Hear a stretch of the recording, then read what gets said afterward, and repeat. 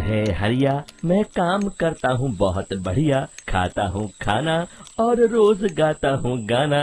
अरे यार, आज तो बहुत देर हो गई। इस खतरनाक जंगल को देखकर तो मेरे हाथ पैर ठंडे हो गए हैं। अगर मैं वक्त पर गांव नहीं पहुंचा तो मालिक बहुत नाराज हो जाएंगे। तभी हरिया को एक आवाज सुनाई देती है। सुनिए हरि जी। अरे, ये आवाज किसने दी? तभी हरिया को सामने कुछ दूर एक औरत खड़ी दिखाई देती है। अरे भाई, ये औरत अकेली इतनी रात को इस जंगल में क्या कर रही है? चलकर पूछना पड़ेगा।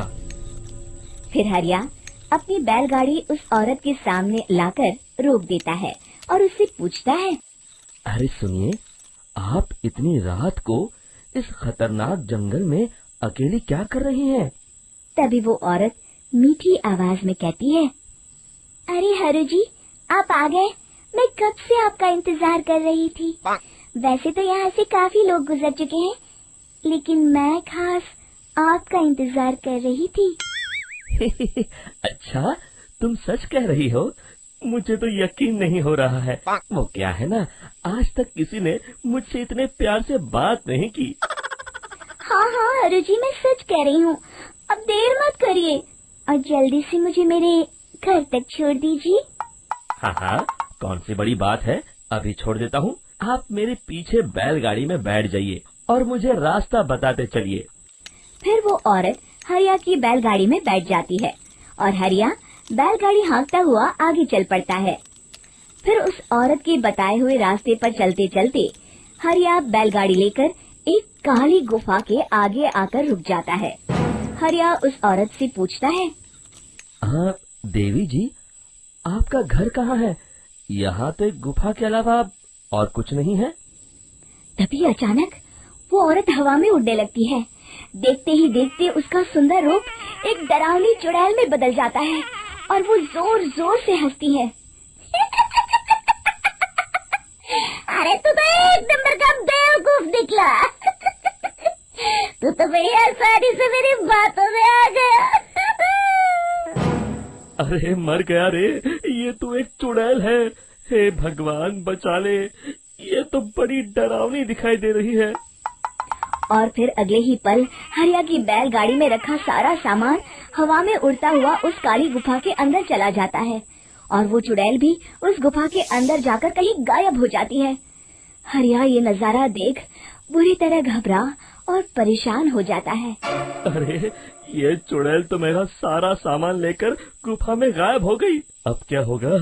अगर मैं गांव खाली हाथ गया तो मालिक मेरी अच्छी खबर लेंगे। मेरी इस बात का कोई यकीन भी नहीं करेगा। फिर आखिर वही हुआ।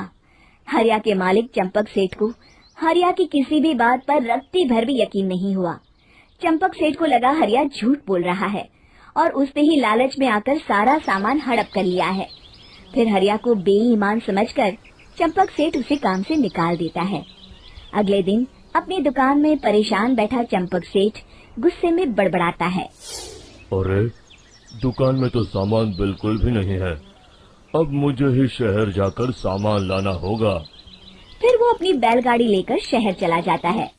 शहर से सामान लेकर जब चंपक सेठ वापस गांव लौट रहा होता है, तभी उसे एक आवाज सुनाई देती है। चंपक जी, ओ चंपक जी। अरे, ये तो कोई मेरा नाम लेकर मुझे पुकार रहा है। फिर उस रास्ते में वही औरत खड़ी दिखाई देती है। फिर क्या था, हरिया की तरह चंपक सेठ भी उस औरत के पास अपनी बैलगाड़ी लेकर जाता है और वो भी उसकी चिकनी चुपड़ी बातों के मुंह जाल में फंस जाता है। फिर चुड़ैल उसे भी अपनी गुफा तक ले जाती है और उसका सारा सामान लेकर गुफा में गायब हो जाती है। बेचारा चंपक सेठ लाचार होकर खाली हाथ गांव लौट आता है। फिर ये उस जंगल में रोज की बात हो जाती है। जो कोई भी शहर से कुछ लेकर गांव की तरफ लौटता, वो चुड़ैल उसे बेवकूफ बनाकर उसका सारा सामान लेकर गुफा में गायब हो जाती। एक दिन हरिया एक लकड़हारे को उसी जंगल की तरफ जाते हुए देखता है। फिर हरिया उसे रोकते हुए कहता है। अरे भाई, क्यों अपनी मौत को दावत दे रहे हो? मेरी बात मानो, आगे जंगल में मत जाओ, वहाँ एक बड़ी भयानक चुड़ैल रहती है। लकड़हारा हरिया की बातों को नजरअंदाज करते हुए कहता है, अरे भाई, मुझे पहले ही बहुत देर हो चुकी है, मुझे जाने दो भाई। शाम तक लकड़ियाँ काट कर शहर के बाजार में बेचना है।